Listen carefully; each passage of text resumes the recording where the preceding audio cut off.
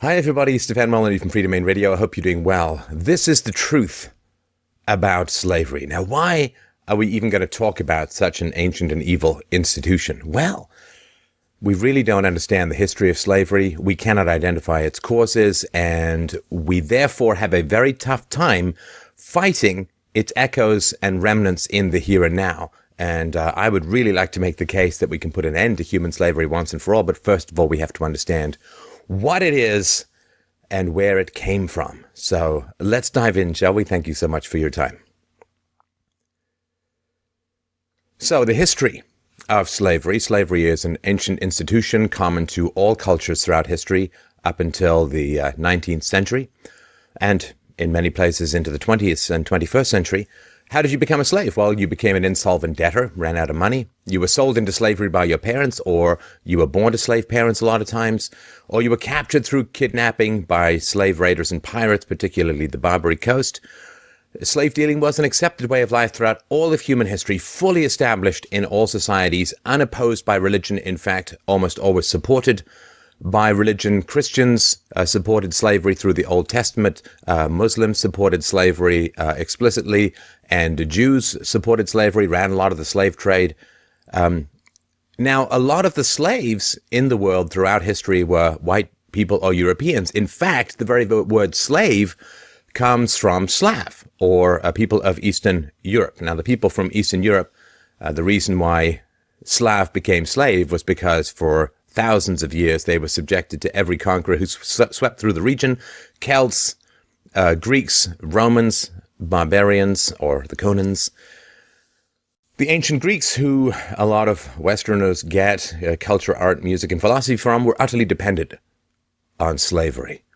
Plato's Republic, one of the first blueprints for fascistic totalitarianism in the history of the world, was firmly based on slave labor. Plato himself said that owning 50 or more slaves represented the possessions of a wealthy man. Under Roman law, rebellions against your slave owners were kind of discouraged. So if your slave owner was ever found killed, all of the slaves, all of you would be put to death. There was one Roman slave owner who was found murdered, and 400 of his slaves were put to death. So a little tough to get out of the institution. 0 AD, or when Christ was born, half of the population of the Roman Empire was slaves. 3/4 of the population of Athens were slaves. Now, not really known very often, up to 1/2 or more of the arrivals in the American colonies early on were white slaves. We'll get into that a little bit later. They were slaves for life. Generally, the slavery was hereditary. Some of them were called indentured servants, so they would sign up or be kidnapped and sold into bondage. Yet these contracts were generally extended at will. Nobody was really there to enforce them. It was rare in America to own slaves. At the very peak of black slavery in America, only 6% of Southern whites owned slaves. This, of course, would be the richest 6%, and we'll get into how they used the state to maintain slavery in a few minutes. So if you include all the white people in the North at the very height of slavery, only 1.4% of white Americans owned black slaves. Monstrous, immoral. That was the truly evil 1% of the day. Slavery was, of course, indigenous to African and Arab countries before it made its way to Europe. Slavery was widely practiced by the tribes of American Indians long before Columbus came to the New World. Ethiopia had slavery until 1942, Saudi Arabia until 1962, Peru until 68, India until 76, and Mauritania until 1980. Also coming a tad late to the anti-slavery party was the Catholic Church, because certain passages in the Old Testament sanctioned slavery. The New Testament didn't give any clear teachings to abolish it. In 1965, the Second Vatican Council declared without qualification that slavery was an infamy that dishonored the Creator and was a poison in society. To be fair, Christians, theologians mostly followed St. Augustine in arguing that slaves should be treated well, and they did discourage the owning of Christian slaves. Blacks owned slaves, even in America. According to the United States Census of 1830, in just the one town of Charleston, South Carolina, 407 black Americans owned slaves themselves. One study has concluded that 28% of free blacks owned slaves, which is far higher than the free whites who owned slaves. It was a lot of a class thing. I mean, the rich whites would own slaves. The poor whites hated slavery and hated the institution for a variety of reasons we'll get into, not least of which was the fact that it drove down the price of labor to the point where they found it almost impossible to compete.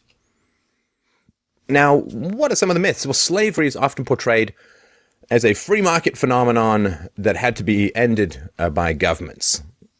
But the reality is there were, in fact, only two countries in the history of the world that found it necessary to end, or at least attempt to end, slavery through civil war. One was the United States of America, and the other was Haiti. Of course, the Civil War, as we'll get to in the next presentation, the truth about Abraham Lincoln, didn't really have anything to do with slavery, but had more economic motives. So slavery was a worldwide phenomenon that existed from prehistory until the 18th and 19th centuries, when Western powers, in particular England, ended it as a moral crusade. Now, why were so many Africans enslaved? Well, one of the reasons was because the African rulers within Africa, particularly in southern middle Africa, were endlessly warring against each other, civil wars and so on. They would capture slaves, they would bring them to the seaports where the Europeans and the Arabs would pick them up. Some Arabs went inland. But you couldn't, as a white person, you couldn't go into Africa. I mean, the average life expectancy for a white person going to Africa was 11 months. You just get downed by big and small animals, lions or bugs of various kinds, cholera and so on. So they had to get caught by the black rulers, and then they would be shipped off to the ports where they'd be picked up by the Arabs and the Europeans. England, as a moral crusade led by a man we'll meet in a moment, was ended by attacking the slave ships, agitating for the removal of government support for slavery, which is really essential, and bribing slave owners to release their slaves or buying their property. Of course, you can't, under common law, retroactive law is not valid. I can't say something was illegal 5 years ago and charge you for that. So what was legitimate property had to be bought, and the British government did spend a lot of blood and treasure trying to end slavery. So, I mean, this is one of the great misconceptions of history. So Western Europeans were very late to the party. The Muslim slave trade went on for 1,400 years. The Christian slave trade went on for a few hundred years. They were late to the party. They took very few of the slaves, as we'll see. They treated their slaves far better than what occurred in the Muslim countries, as we'll also see. So Europeans ended up fighting against slavery. Europeans ended slavery, and therefore you only ever hear Europeans being blamed for slavery. This is horribly unjust. Look, if we want to move the moral standard of mankind further up, which I think we all want to do, let's stop attacking everyone who shows the first sign of conscience and better behavior in the world and only ascribe the blame to them. Let's not look at European guilt as a mineable resource, which you can squeeze with state power to produce the diamonds of fiscal transfers. So let's look at the Eastern trade. So you know about the Atlantic slave trade, I'm sure. What is the Eastern slave trade, which was the trans-Saharan slave trade going to the Muslim countries? So the death toll from 14 centuries of the Muslim slave trade in Africa is estimated at a little over 112 million people. And remember, this is a time when the world was quite a bit less populated, which had a lot to do with the Muslim slave trade and its excellence at depopulating and disassembling human beings. Historian Robert Davis estimates North African Muslim pirates abducted and enslaved more than 1 million Europeans between 1530 and 1780. 500,000 black African slaves ended up in North America. Twice that were kidnapped by North African Muslim pirates. It's a power differential. It's not a race thing, fundamentally, slavery. Scraps of history indicate the Muslims enslaved over 150 million African people, about 50 million from other parts of the world. That's not a good, and I guess we can hold our breath awaiting for the Islamic culture to start making its apologies and for people to press Islamics for reparations. Now, one thing that's just horrifying and tragic, I mean, all of slavery is horrifying and tragic, but there are things that stick out even in this horror. Why does the Arab world not have a large black population? I mean, they took a lot of black slaves, marched them across the Sahara, and sold them in the slave auctions in the Middle Eastern world. Why? America's got a big black population. South America has a big black population as a result of slavery. Why aren't there any really in the Middle East? Well, historian Bernard Lewis provides an answer. Quote, one reason is obviously the high population of eunuchs among black males entering the Islamic lands. Another is the high death rate and low birth rate among black slaves in North Africa and the Middle East. In about 1810, Louis Frank observed in Tunisia that most black children died in infancy and that very few reached the age of manhood. A British observer in Egypt some 30 years later found conditions even worse. He said, "I have it estimated that 5 or 6 years are sufficient to carry off or kill a generation of slaves, at the end of which time the whole has to be replenished."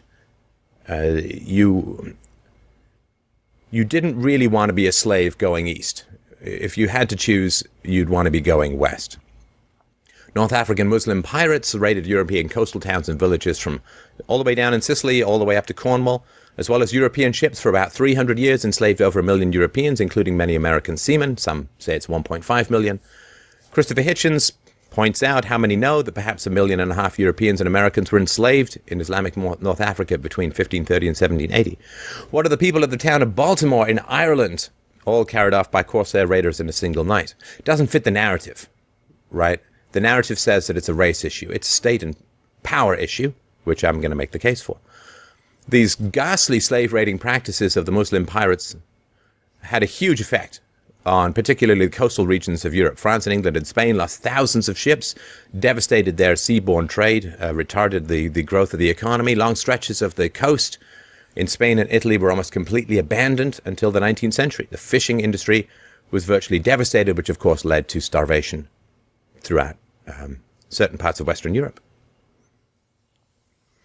Well, Christians did come, tragically, to the party. Islam dominated the slave trade from the 7th to the 15th century, but between 1519 and 1815, Europe also joined in the trade in human flesh. Interestingly enough, it was the European nations who had suffered most at the hands of the Muslim slave raiders and under centuries of Muslim military occupation, such as Spain and Portugal, who dominated the European slave trade.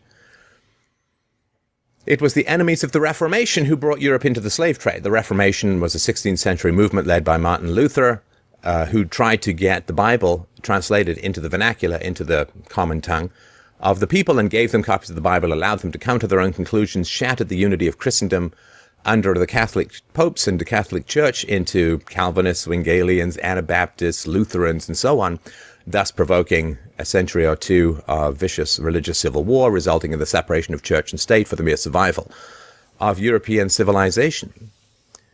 So Martin Luther defied Charles V by saying, "My conscience is captive to the word of God. Here I stand. I can do no other." So the Holy Roman Empire, which was in reality neither holy nor Roman nor an empire, authorized Europe's involvement in the slave trade in 1519. Britain's involvement in slavery was at first authorized in 1631 by the delightful King Charles I, who was executed by Parliament. His son Charles II reintroduced it by royal charter in 1672. Popes were very keen on slavery. One pope even rode around in a giant boat rowed by slaves. So it was not a great bulwark against religion. The destinations are surprising because generally you hear about black slavery in America. According to the Slave Trade by Hugh Thomas, 4 million slaves went to Portuguese-controlled Brazil. It's over 35% of the Atlantic slave trade. 2.5 million to the Spanish nations of South and Central America, which is 22%. Just under 18% to the British West Indies, mostly Jamaica. 14% of them went to French West Indies, and 500,000, 4.4% to the Dutch West Indies, and 500,000 slaves, black slaves generally, went to North America, 4.4% of the entire slave trade. I don't see a lot of people trying to give Brazil a hard time, although Brazil ended slavery in the 1880s, much later. So here's a chart. You can just look at this to see where the enslaved Africans were sent from 1500 to 1870. It's a very small amount went to British North America. So how did this end? Well, William Wilberforce, the least ghetto name in history, on Sunday, October 28th, he wrote in his diary, "God Almighty has set before me 2 great objects, the suppression of the slave trade and the reformation of society." For the rest of his life, he dedicated his life as a member of Parliament to opposing the slave trade and working for the abolition of slavery throughout the British Empire. On February the 22nd, 1807, 20 years after he first began his crusade and in the middle of Britain's war with France, Wilberforce and his team's labors were rewarded with victory by an overwhelming 283 votes, 4 to 16 against. The motion to abolish the slave trade was carried in the House of Commons. In 1809, The British government mobilized its navy to search suspected slave ships, even foreign vessels on the high seas. At the height of the British Empire, it covered a third of the globe. The British Navy was the undisputed king of the waters. One of the tragic effects was that when a slave ship would see a British corsair coming up to it, they would generally kill the slaves and dump the bodies overboard so they wouldn't be found to be slavers. In 1810, the British Parliament declared slave trading a felony punishable by 14 years hard labor. In 1814, the British representative at the Congress of Vienna insisted on the abolition of the slave trade being included in the international treaty. The treaty was signed by all the European powers on June 9th, 1815. In 1825, Britain passed a law making slave trading punishable by death. 3 days before William Wilberforce died by an act of Parliament in 1833, the British abolished slavery itself, setting all 700,000 slaves in British overseas territories free. Wilberforce's lifetime campaign of 59 years was now fully successful. He said, shortly before he died, "Thank God that I've witnessed the day in which England is willing to give £20 million for the abolition of slavery." A moral hero of mankind. Did you ever hear his name? Of course not. Does not fit the narrative and does not serve the powers that be, which we will get to. Now, one of the great tragedies of ending the Atlantic slave trade wasn't like the number of slaves captured in Africa or other places diminished. They just they took more of the slaves from Africa and sent them over the Sahara. Missionary explorer David Livingstone wrote graphic descriptions of the ravages of the East African slave trade. He wrote this: 2 of the women had been shot the day before for attempting to untie their thongs. That would be these arm thongs, not the butt floss bikini thongs. One woman had her infant's brains knocked out because she could not carry her load and it. And a man was dispatched, i.e. killed, with an axe because he had broken down with fatigue. Those taken out of the country are but a very small section of the sufferers. We never realized the atrocious nature of the traffic until we saw it at the fountainhead. There, truly, Satan has his seat. Besides those actually captured, thousands are killed and die of their wounds and famine, driven from their villages by the internecine war waged for slaves, with their own clansmen and neighbors, slain by the lust of gain, which is stimulated, be it remembered always, by the slave purchases of Cuba and elsewhere. The Trans-Sahara slave trade was truly appalling. So boys from about 8 to 12, if they were captured, would be castrated. This would be penis and testicles, because Arabs had superstitions about the sexual prowess of blacks, and also castrated boys were more docile, so they would castrate the boys. The survival rate was very low. As we'll get to, Arab landlords, they went to the homes of wealthy Arab landlords, and they force-marched young women across endless miles of scorching sand in the Sahara Desert to become sex concubines. Most of the women died in transit. So castration, murderous castration, obviously without anesthetic or any other kind of medical procedures or protection against infection, and the forced marching of women across the desert for the rape rooms of the eastern lands was unbelievably brutal and far worse statistically than what happened in the Atlantic slave trade. So eunuchs, again, the penises and scrotum of 8 to 12-year-old African boys. The survival rate from this process of castration ranged from 1 in 10 to 1 in 30. So it's impossible to estimate. Hundreds of thousands, probably millions of young boys bled to death during this ghastly procedure. And in diminishing or eliminating the Atlantic slave trade, more boys went that direction rather than to the relatively safer lands in North and South America. So the reason why I say if you're going to be captured, then you want to go west, not east, is that if you look at this graph here, this is 1650 to 1750. The rise of the U.S. slave population is enormous. When you were a woman in the Muslim countries, if you had a baby, as a result, of course, of being raped in these concubines, if you had a baby, the baby would be murdered, generally. So the men were castrated and the women's babies were murdered, which is why there aren't a lot of blacks in Islamic countries these days, despite such a rampant history of 14 centuries of slavery. But early you can see that the U.S. slave population is increasing. Slaves could marry and were encouraged to have children and so on. And although the U.S. Congress outlawed the African slave trade in 1808, the domestic trade flourished. Slave population in the U.S. nearly tripled over the next 50 years. It doesn't make slavery immoral, of course, a completely evil institution, but it makes it much more survivable in the Americas.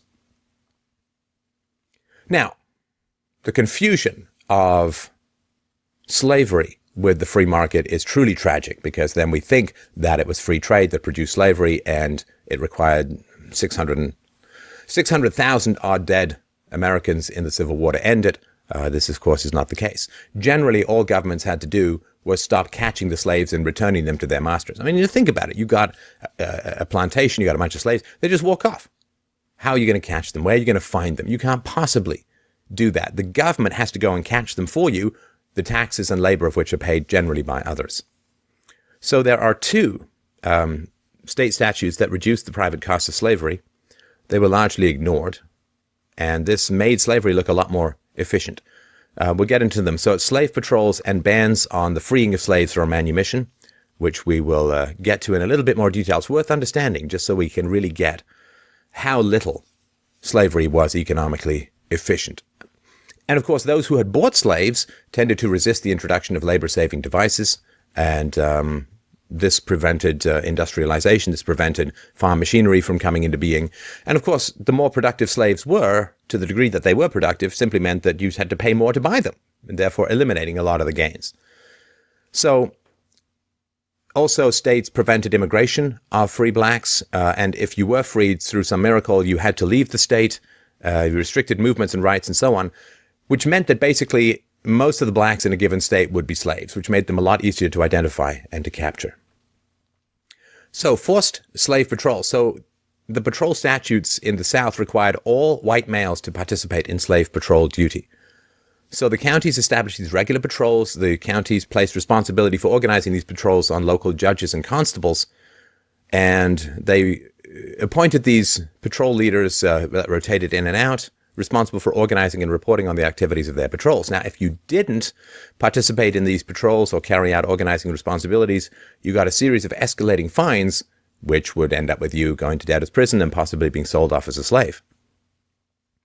So to prevent slaves from escaping, these drafted poor whites were responsible for patrolling the rolls at night, monitoring the movement of blacks, checking their passes, inspecting slave residences. Pretty scary for the blacks. A lot of these guys weren't big fans of this whole thing and took it out on the blacks, which was wretched and tragic. And you didn't even get paid. All you could get paid was maybe you get a little reward if you catch a runaway slave. So this is a way in which, remember, it's the rich who use the power of the state to screw the middle class and the poor. I mean, we see this right now going on with the bank bailouts. I mean, how much money did you get? How much money did you have to pay? If you're not in the 1%, at the top of the financial food chain, you don't get crap. Well, you get crap and debt. And, can we really be said to have ended forced indenture when children are born hundreds of thousands of dollars in debt because of the spending of the state to buy votes? I would argue no. So it was tragic. The costs of capturing, of patrolling for and capturing the slaves were borne by the people who were forced to do it, not the people who owned the slaves. So this is really important. If the trend of freeing slaves had been allowed to continue, slavery would have ended before the Civil War peacefully. It's a strong claim to make. Let me give you the numbers behind it. So you couldn't free your slaves. Well, originally you could, but too many slaves were being freed, which made it harder to catch the ones who ran away. So you couldn't buy your freedom anymore. You couldn't be granted freedom, and you couldn't be given your freedom even in a last will and testament. And therefore, there was not much freeing or manumission of slaves, not because people didn't want to do it, but because it became illegal. So if the government had not banned the freeing of slaves, more slaves would have been freed. There would have been more competition for labor. Labor would have begun to displace slavery in terms of efficiency and so on. And more slaves would then have been freed. So as states enacted statutes against manumission and immigration and required slave patrols, the growth of the free black population decreased, and it fell below the rate of growth in the slave population and was reduced to a trickle in the decade prior to the Civil War. However, if the free black population in the South Atlantic states had grown at the same rate between 1800 and 1860 as it did between 1790 and 1800, every slave in the South Atlantic states would have been freed twice. By 1860, the equivalent of virtually every slave in the country. So they were being freed. The government stepped in and stopped it to serve the interests of the wealthy plantation owners, the couple of percent of people who had the ear of the government, as they do now, and use it to shaft everyone else. But even if you did the slower rate of growth between 1790 and 1810, which was 88% growth in freeing of slaves, every slave in the region would have been freed only 1.5 times, which I guess is still pretty good. Let's talk a little bit about white slavery. The Irish slave trade. Oh, my lovely ancestors from Ireland who came across with William the Conqueror in 1066, I'm sure were very, very effective at slaughtering and covering themselves with blue and red of disassembled local Britons. Very good ancient murderers, my relatives, my ancestors, which meant that they got lots of land as a result for being very good at killing people, which is really the foundation of the aristocracy. All money with royalty on it is blood money. And the Irish slave trade began when James II sold 30,000 Irish prisoners as slaves to the New World. His proclamation of 1625 required Irish political prisoners to be sent overseas and sold to English settlers in the West Indies. By the mid-1600s, the Irish were the main slaves sold to Antigua and Montserrat. At that time, 70% of the total population of Montserrat were Irish slaves. Now, I mean, I'm half Irish and half German. And while the German part of me wants to invade Poland, the Irish part of me, when exposed to sunlight, bursts into fiery flames and freckles.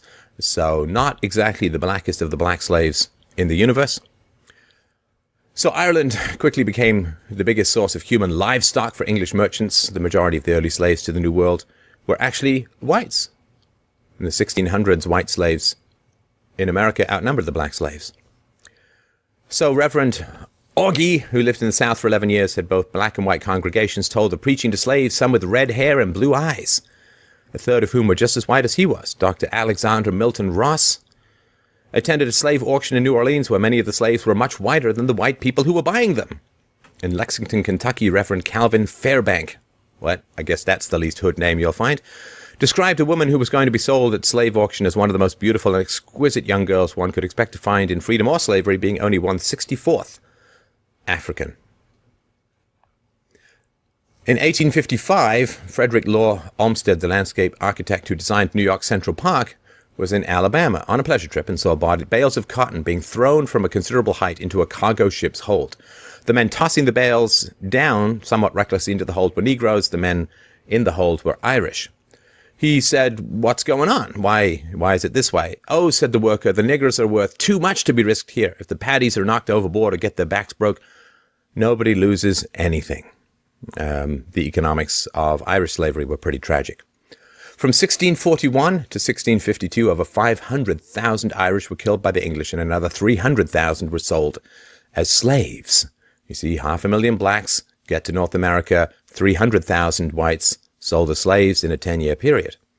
Ireland's population fell from about 1,500 to 600,000 in one single decade. This would be about the equivalent of America losing 100 million people. Families were ripped apart. The British did not even allow Irish dads to take their wives and children. Across the Atlantic, this led to a helpless population of homeless women and children.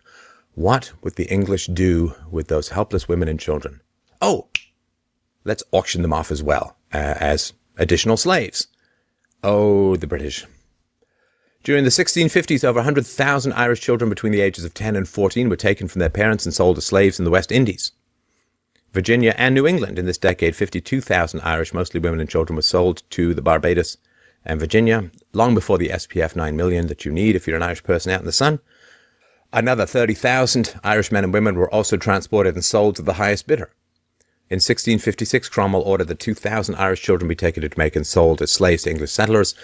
The British would routinely scoop up orphans and send them across as slaves.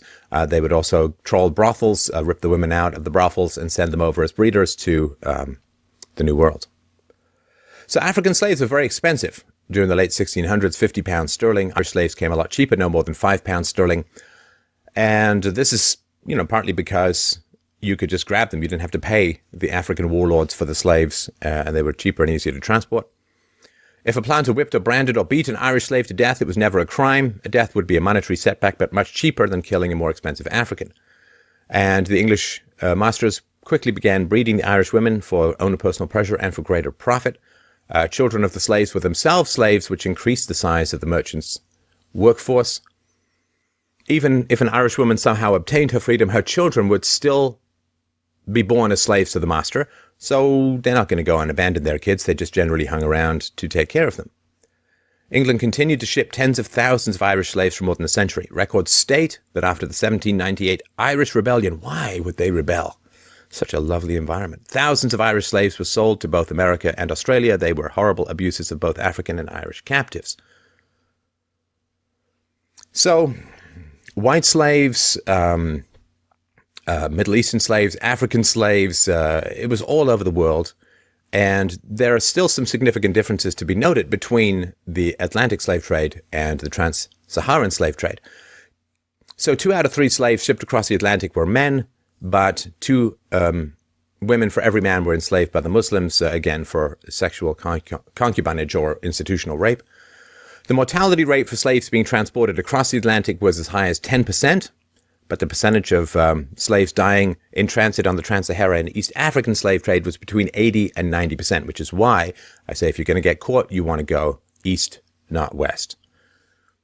So almost all the slaves shipped across the Atlantic were for agricultural work. The ones that went east were for sexual exploitation in harems and for military service.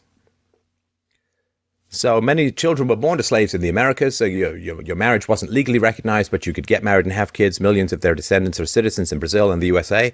But there are very few descendants of the slaves that ended up in the Middle East. One of the great genocidal, murderous, barbaric, vicious tragedies of human history, generally unacknowledged. So, again, as we mentioned, you get married in the Americas, North and South America. In the Middle East, you were generally castrated as a male, and your babies were murdered if you were female. So, the Atlantic slave trade was not the result of market forces. It was not a free market.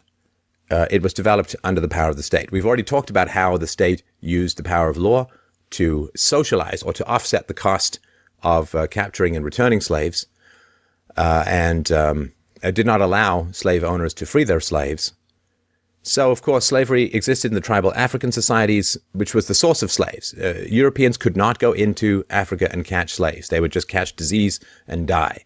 This was not a market force that was going on. It was not free trade and private ownership that was going on in the tribal African societies.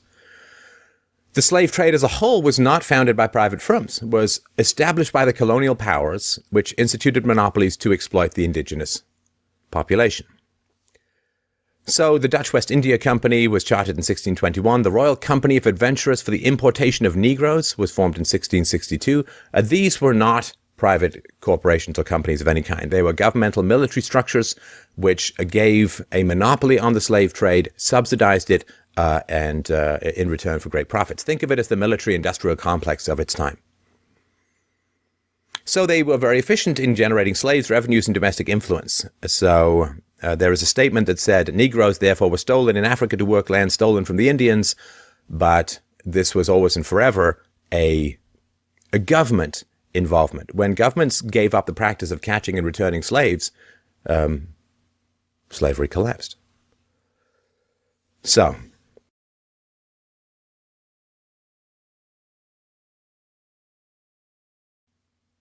let's understand what slavery is. Slavery is the 100% ownership of the products of somebody's labor in a non-voluntary, right? So a non-voluntary environment. So if I go to work at a restaurant, they'll take some portion of my salary. They built the restaurant. They do the advertising. They heat it. But I take some portion of the profits for my salary. It's voluntary. When you force someone to hand over 100% of their earnings, that is pure slavery. What percentage of your earnings are forced over at the hands of the state? See, we really haven't fundamentally outgrown it as an institution. We've become free-range serfs or slaves. We can choose our own occupations, but we must still remit property taxes and income taxes and all other forms of taxation to the state in order to secure our freedom.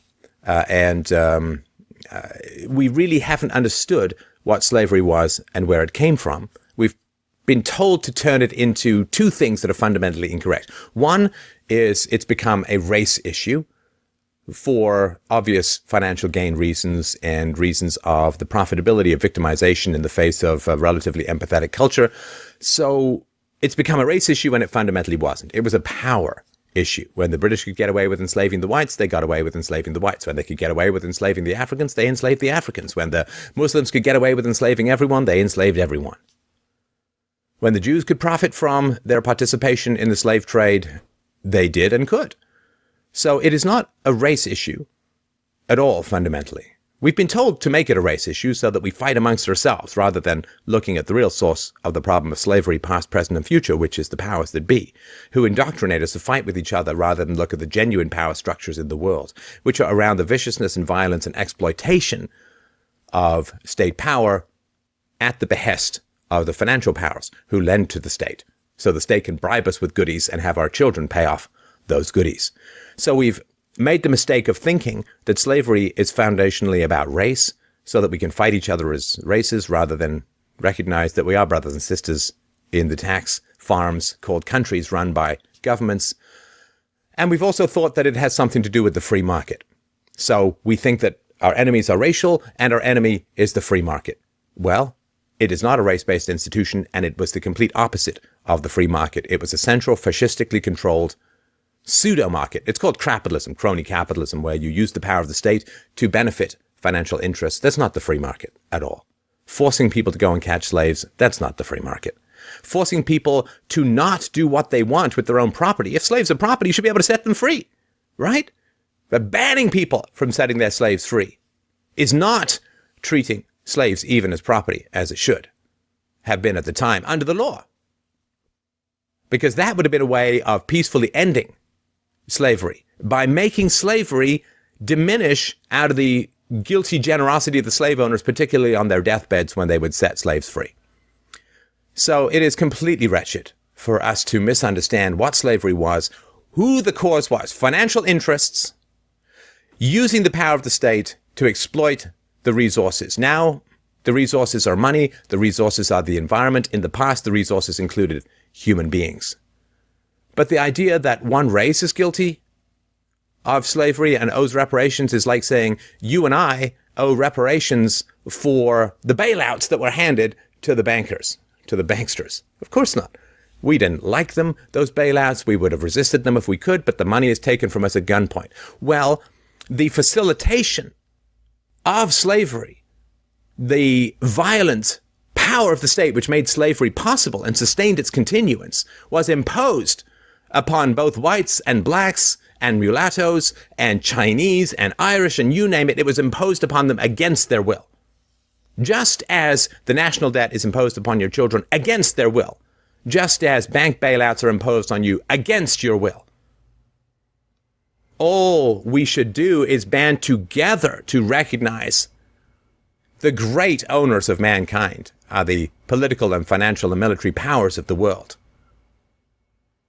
When we see that, when we see the slavery in a diminished way that continues, well, then we have a chance at real freedom.